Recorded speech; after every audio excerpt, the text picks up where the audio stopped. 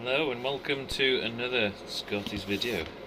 So tonight, just going to put a little video out there. Basically, I'm just working on a little project. I'll see how long we get with this video, but what I would like to show today is I've got some proximity sensors, which is basically what the timer ships with, and people are asking about whether kind of like the one-sided sensor works better than say like a beam brake, and it's very easy for me just to send this out for you, and then you just put that next to the track, you set it up and go.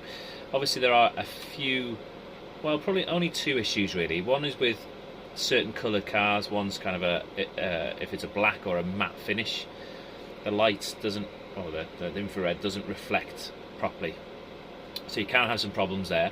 The other thing as well, when the chip's just kind of out and about like this, you tend to find that if you get a lot of daylight, that can basically give you some issues with the sensing as well. But today, what I fancy doing was showing you from scratch really how I would make a beam brake out of one of these instead. So as some of the other videos, you know, this is a little track interface which has got a few little different bits on for when I release some updates in the future. But generally what we do is we use a little jumper cable to go onto the track interface, and then that connects to this chip. And we can utilize this chip in two ways. One is to just send it out like this, and you can stick it at the side of the track and it goes. But some of you want something a bit more robust. So I don't know how much time I'm going to get tonight, but what I want to show you is basically how to convert one of these into a beam brake instead. So if you've already got one of these, say for instance in the future, and you thought, I'd rather kind of put it into some scenery or something, I'll tell you what I will show you as well is, I did release a little video on this. Excuse the chair, there's some grit or gravel underneath it or something. So I've also got these sensor barrels. So what we can do is when we pull the sensor off this, the sensor can go basically into that hole there and basically just be held, and then the barrel can basically, go over the top, and that allows you to hide a beam brake on your track.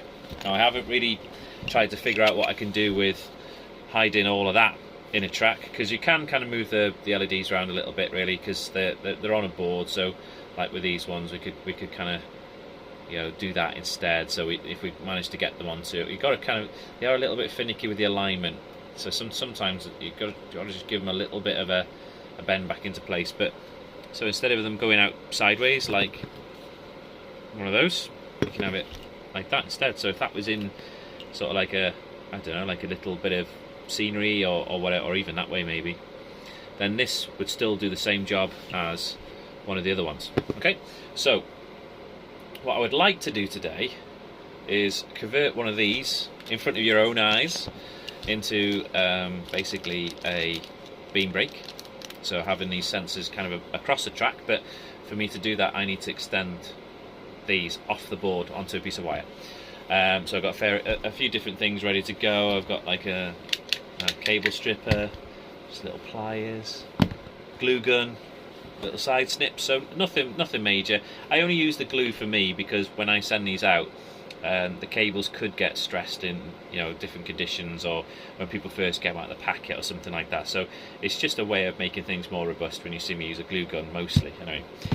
So the end of the video, well, hopefully by the end of the video, what I would like to do is, I've been working on one of these,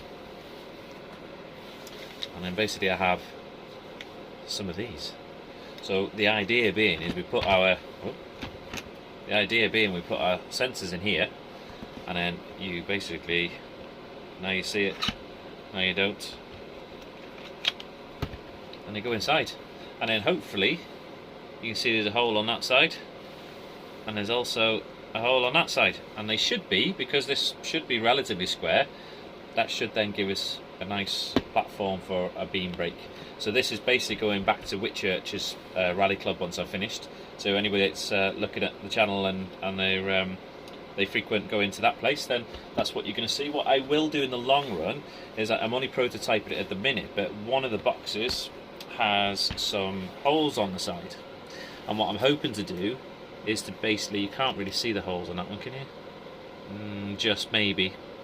So there's holes that match up on there basically. So what I would like to do is when that goes in there like that, is I can put 2 screws on there, and we can make like a little board basically for us to kind of put our board and sensor on.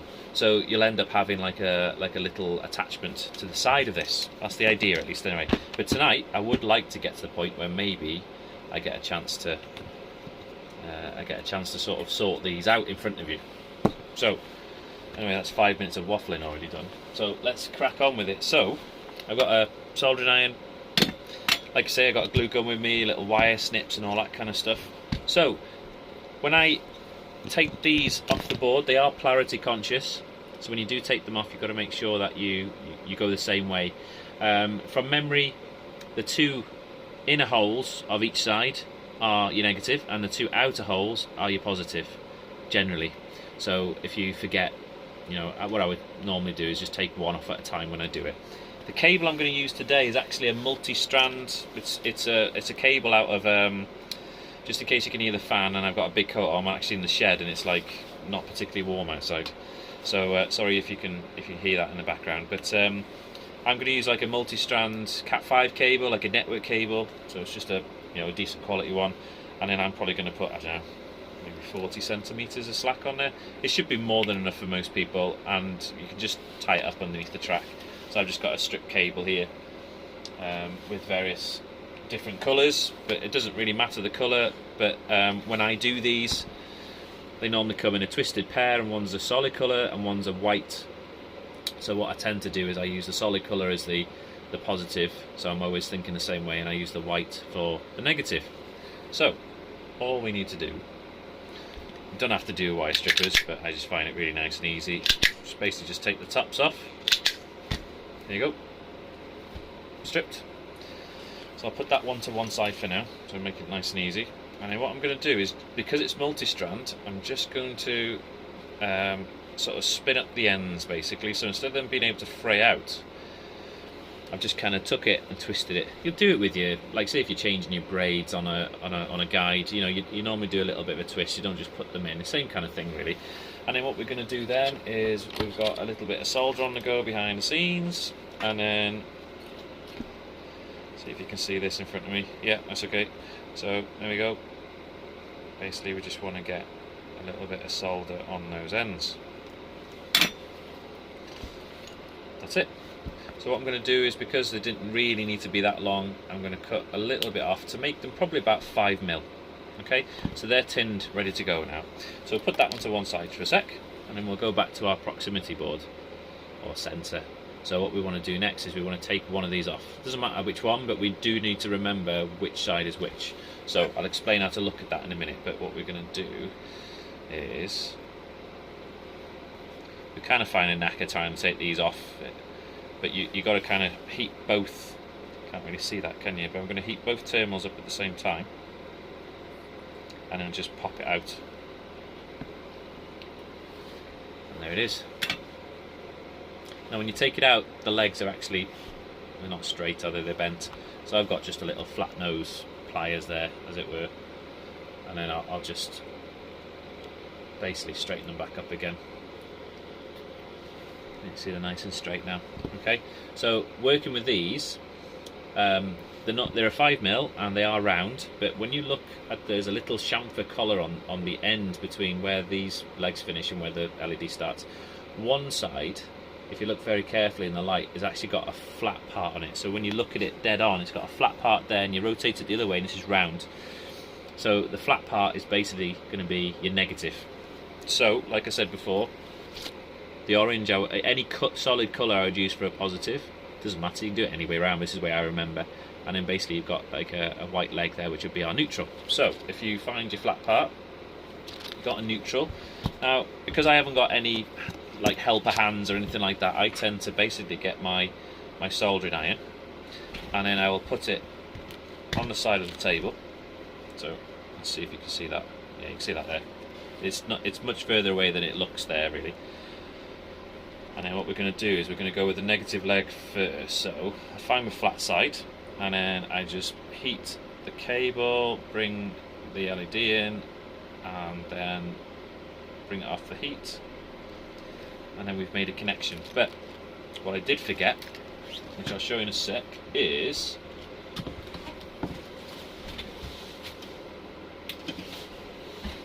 some shrink tube. So I tend to just get, what's that, 8mm, something like that. So we'll take those off. We've got 2 of those bits there, so really I jumped the gun, shouldn't I? So I'm going to take this off, and then we're just going to put our shrink sleeves on. I wonder if anybody watching this video thought, oh, I'm not going to put any shrink wrap on it. So we'll do it again. There you go. We'll turn it over, and we're just going to get the other leg. There's actually, I always dabbled with thinking, should I put more solder on? But there is so much on there already that I didn't think having, I've heated the other side up too much now, it's come off. Actually, to be fair, the other side was a bit lack of solder, so I'm just going to add a little bit more to that leg.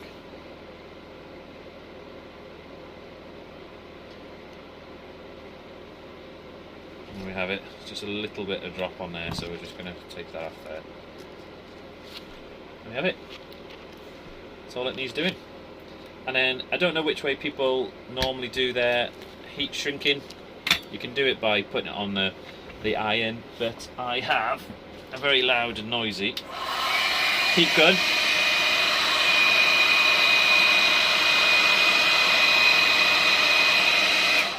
And that's it. So we have one of our sensors, bit of heat shrink. Now then, what I do for belts and braces, just to make sure it's okay. Now then, because we're going to go into one of these at a 90 degree angle, what I'm going to try and do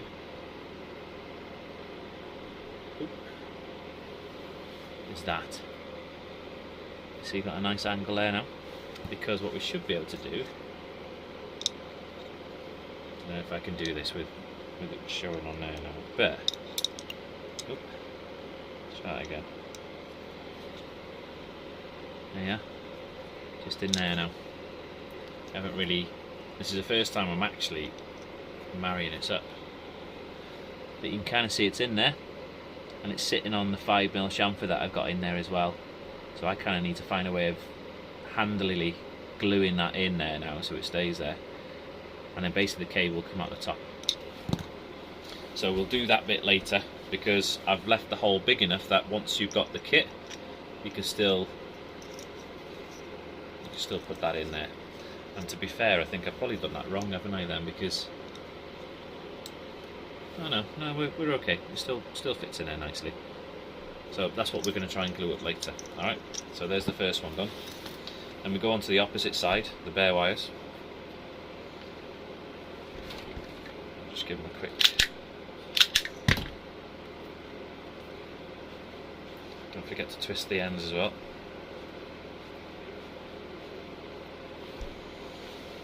And we got some solder just here.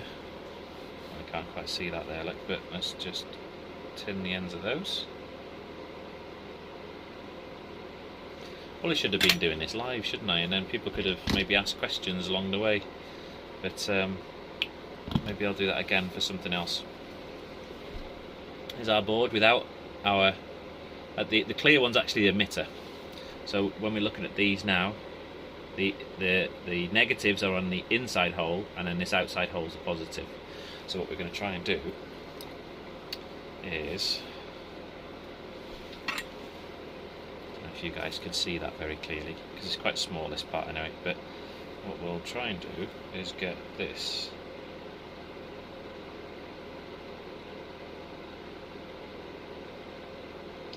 come on, just waiting for the heat to go in, there you go, and then we'll do the other side now as well. So what I'm doing is I'm just giving a little bit of heat to the wire as I push it down through the hole, but you keep it nice and close.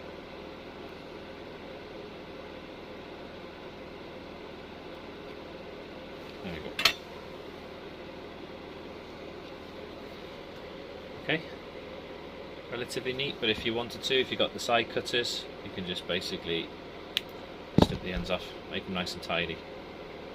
Okay, now what I will do on the boards that I send to people is, just so I can make that sort of where the solder connection is, just to make it more robust, is I get a bit of glue and basically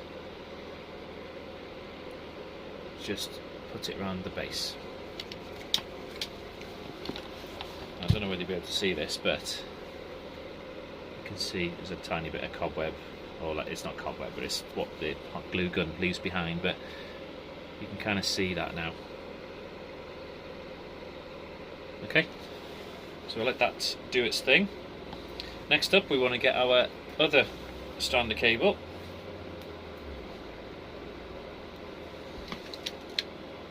We get our strippers, take the end off,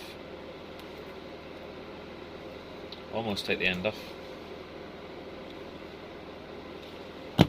There's always one, isn't there? There's always one cable, it always gives you bother.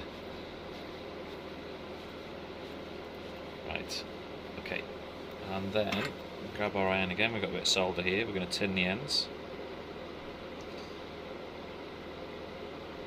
I suppose really there's nothing stopping you at this stage, just going straight for the other side as well. Let's do that while we're at it.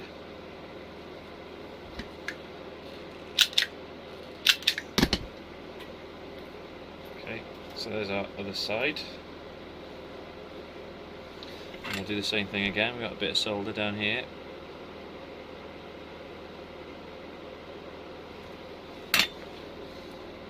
There we have it. Slightly longer than I want again, so we're going to cut those back a little bit. And then this side was, yeah, we'll cut them back a little bit as well.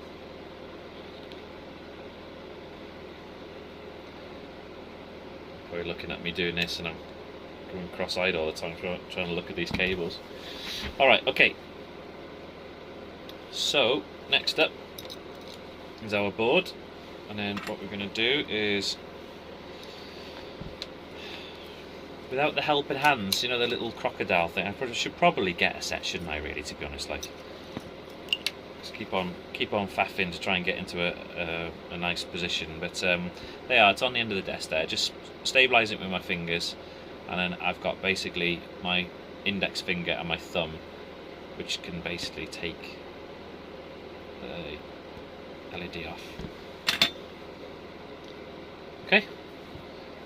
That's off the board there. So what we'll do is we'll do it the other way around this time. So our board is, these in here. There you go. Right. Okay. So let's not forget our negative. Our ground is on the middle pin. So you can't really see these, but there are two holes there basically, and the one on the inside of the board is our ground, and the one on the outside is our positive. So again, we want our white cable on the negative, and our coloured cable on the, let's just add a bit more solder onto that because it looked a bit weak.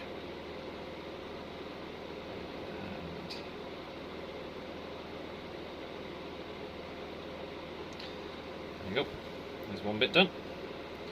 Get the other leg. Again, all I'm doing is that because I've tinned it and I put my my soldering iron really close to where the hole is as well, the whole thing heats up, and then you can just literally place your wire through the hole there.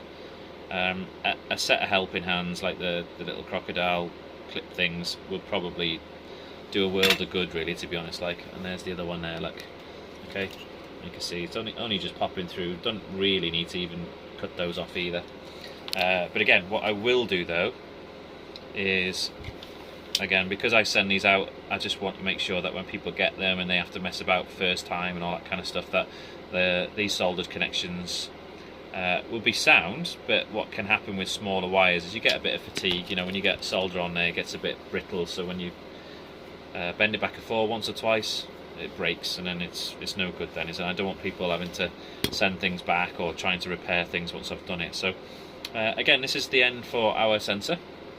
So there's our emitter that emits IR light, and here's our receiving end. Okay, but we need to find where shrink tube is.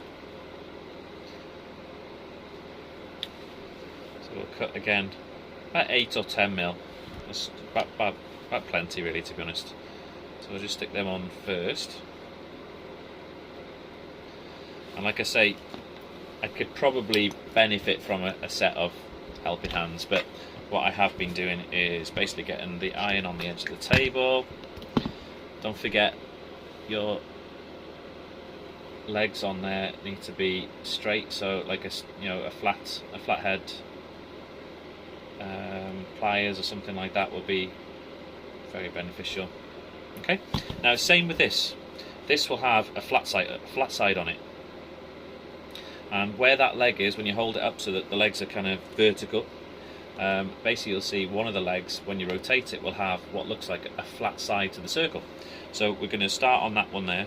We'll just put a little bit of fresh solder on the end of the solder iron. We're going to start with that one first. So the flat side goes to your ground cable. So in our case it's the white one. So I'm just heating and put the leg of the LED on there, and then basically put our cable next to it, and then it doesn't look as nice as the other one really, so I'm going to try and do that again.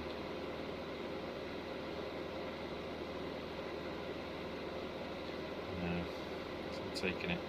I think probably it's a little bit light on solder in all honesty. The last couple I've done, they've been sort of caked in solder, so I've not needed to put any more on there, so I'm just going to freshly tin those legs up on that one there. And like I say, we'll look for our flat side. Our flat side goes on a negative, so I just put it on the heat, and then when I'm done I pull it away, made a connection, we swap over to the other side, do the same thing.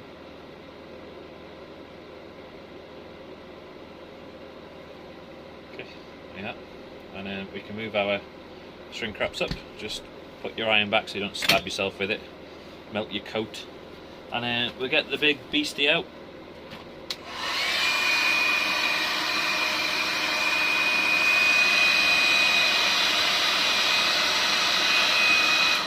Black & Decker. I don't know if they even do those anymore. Do they? Black & Decker still around?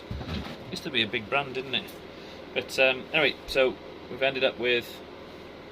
Oh, actually that hasn't quite taken that one, but it's okay, because what I'm going to do is I'm going to put the 90° on it, and then what I have been doing again for trying to keep things nice and strong for when people get them, so there's no messing. So I'm just putting a bit of hot glue on the back where the cables are, just so that has less movement on it. Basically, you can't really see it, but on the back there where the cables go in the back of the diode, it's just basically to make that a bit more solid. Now I didn't do it on the other one because I knew I was going to yeah, I've stuck my finger to it now. So again, this side here, look,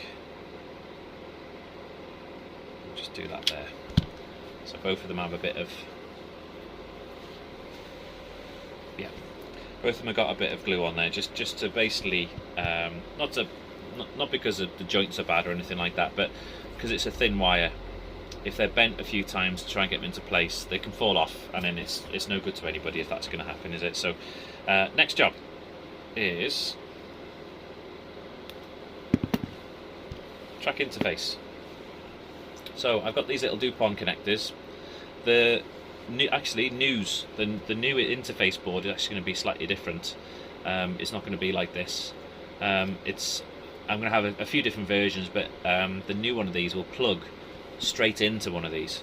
So literally it'll just go doink straight in. They won't have these standoff pins or anything like that, so it'll make it even easier for people. But what we're looking for on the board here is we've got a positive and a negative sort of voltage to power the chip, so we're just going to pick up the legs with the voltage on. And then there's actually a digital pin. Now these will come pre-done, but if you need any help trying to set these up, I'm only a message away to try and do that. So again, what I want to do is to make sure those pins don't come off, is we'll just give them a little bit of hot glue, because these will come off. They're just like jumper pins for breadboarding and stuff, but they're really handy. So I might find a better solution in the future, but at the minute they're really sturdy once you've got that glue on there. So that's that part done.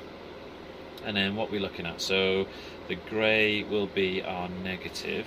So on the board you've got a ground in the middle, and then the digital pin is black, so that's the chips out. And then basically we've also got then the positive, and the positive from my board goes to the, it's down as VVC, so that's where you want to put them on there. So those three are connected there, and what I'm going to do now, just to make sure again, is we'll just put a little bit of hot glue over those DuPont connectors just to make sure they're tidy. So now you should have an interface board with that. These will get better, this is just what I've come up with so far. That the ideas are always sort of evolving when I pick up more knowledge with stuff like this as well. And then basically you've got two legs of a sensor which will kind of ship in a bag like that basically. Okay, so we just want to check our work to begin with. So I've just got one of the timers off to the side, so I'm just going to power it up, and then when we power the board up it should start to illuminate an LED, as you can see, and then you can see we've got lights on the board already as well. And then if we put the sensors next door to each other, see if you can see this now. If I've done this right, we should get, yeah, so they're working fine. Now what we can also do is we can turn them and make a beam break instead. Look, so those sensors actually facing each other this time, and then when I break the beam you can see that light going on and off. So I know that chip's working, so I'm happy with that. Okay, so next up, how are we doing? We've been on 26 minutes. I hope you're not bored. Skip ahead. Okay, so for now what I'm going to try and do is get to the point where we can get these cables in through and into those sensors that I was on about, the sensor holders. Okay, so what I haven't actually done this at all yet, so this is me trying to work out what I'm going to do. So what we'll try and do is I think we'll feed one of these up through the gantry here, and then feed it through. Could have done with probably a long nose pliers, a thin one, but I know where it is. It's in the house, and I don't want to have to go and leave you guys. So what I'll do is just try and push this through. To be fair, by the looks of things, it would probably make sense for me to actually take these boards off, because, see if I can get these off. If you're watching, Paul Cooper, I'm sorry, I'm trying to take your gantry apart here. There you go. Might have broken a little bit, but this should make it much easier for us to try and get a sensor through, mostly because, look at that, it's beautiful. So if we try and get that sensor up through here and then into that space there, look, and then we want it into the next chamber, and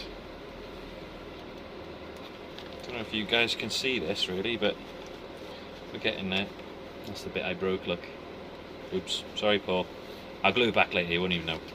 Okay, there we are. So there's the sensor this side and the sensor coming out there. Okay, so what we need to try and do next, again, I haven't done this, this is the first time I'm doing it, so you're basically doing it with me here, right? Is we need to get that in the top of there and then into that hole. So this one is the one without the holes, okay? So that's the one I want. So we're going to drop it down through here, and it doesn't matter which one you take across, they'll both work the same way really.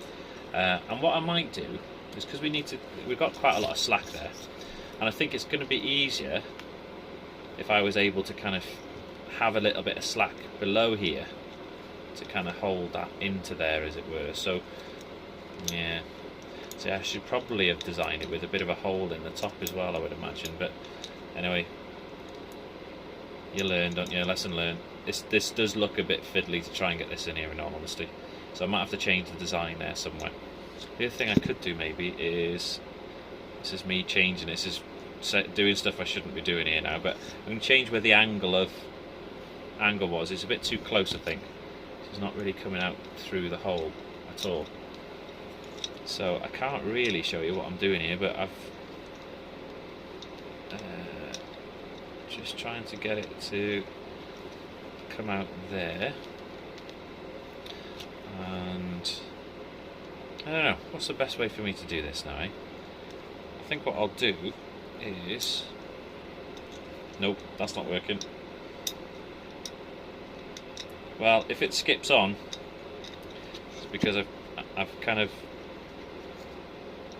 not been doing very well with it. So I do really need to rethink the idea with this then, because it's not quite as easy as I was hoping it would be to get a sensor in there. So yeah, I'd like to show it because then people will be able to see what they're going to do when they get the kit, but I think I need to try and open up the space in there a bit more. There you go. Okay, so that is in there now. See that sensor there? The problem I got is really I would like that to stay where it is while I maybe try and get a tiny bit of hot glue. In case you haven't noticed, hot glue is my friend, especially with prototyping, at least anyway. But yeah, so I've got a bit of hot glue in there now. I'll show you in a sec. I'm just waiting for it to go off a little bit so I can hold it there. Just see whether we can get that to hold there. And I'm just going to do it down the other side as well. I will think of a different way to do this. I just drew something up quickly, actually today or yesterday, so that's what I've been after. But I'm all ears if people have got ideas. What I've done is I left, do you know what? I've been staring at my phone trying to talk to you guys, and I've noticed ever so slowly my battery is basically dying, so I'm going to try and hold that up. Have you plugged in? There, look at that. Could cut that out and you wouldn't even know. There you go. Okay, right, okay, so I've got that in there now, and there's a tiny bit of hot glue down either side. What I've done is I've left a 5mm sort of bed for it to sit on, and then I've left like more of an 8mm around the outside of it, so you can get if you had like a little sort of pipette, as it were, you could possibly get some nice glue down there. But what I'm also going to try and do is the cable kind of loops around inside there, look, and there's a little platform. So I think what I'll do is I'm going to try and put a bit of glue over the top of that, and then by the looks of it, if I leave that like that, I'll show you that in a sec. In the meantime, what I'm going to do is I'm going to feed the other one. Let's see if I can move it over so you can see. I'm going to feed the other one down through the same way. So this is our receiving end, and this is actually the side the chip's on. So what you want is you want to have the side, if the chip is on my side, you want those holes on my side as well. That's what's going to basically going to be our. We have a little box eventually to kind of, you know, hold the electronics on the side. So you can literally disconnect the gantry and take it out, you know, take it anywhere else basically. But of course, remember I've put a nice little acute there. I was hoping it would just sort of sit on there, but it's not going to work that way. So I'm going to have to go against my engineering. Okay, so now I've done this, I wonder if it's going to be easier the second time around. Now what I would prefer to have happen is these be black. The actual surrounds need to be black really, and then if they're black, they're going to let sort of less light in, and that's basically where we want to get to. So you can see that one there. This needs to be hidden really. I don't know whether I'll be able to do something to make that so it comes in that bit easier or not. So what we'll do is we'll put the nozzle right up